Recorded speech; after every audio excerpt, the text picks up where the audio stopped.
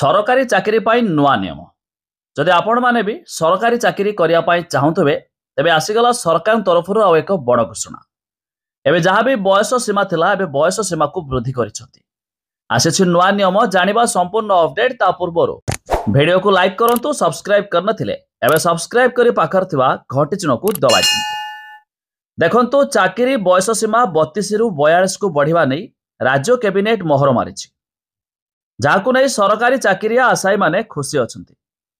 वर्तमान समय रे लक्ष लक्ष आशायी सरकारी चाकरी अपेक्षा अछंती। तबे बयस सीमा बढ़िबा खबर अभिभावक भितरे खुशी आनिछि, जेहेतु बयस सीमा 32 रु सीधा 42 होइछि। किंतु एबे याहाकु नै प्रत्येकक मनरे प्रश्न मध्य आसुछि जे सरकारी चाकरी आशायीक संख्या पड़ी बढ़ी जिवो, ते बयस बढ़िबा सह आवेदनकारीक संख्या मध्य बढ़ी जिवो। तेरे ओडिशा रे चाकरी सीमित रही 4,96,000 पदवी मध्यरु अधिकांश चाकरी आउटसोर्सिंग द्वारा पूरण हेउछि।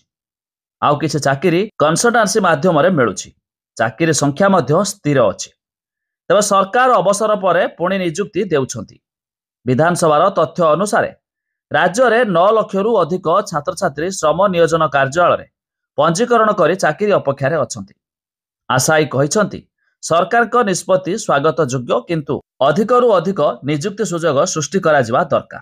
तबे जहाकी बड़ खुशी खबर, बयस सीमा एबे 32 रु सीधा 42 होइछि।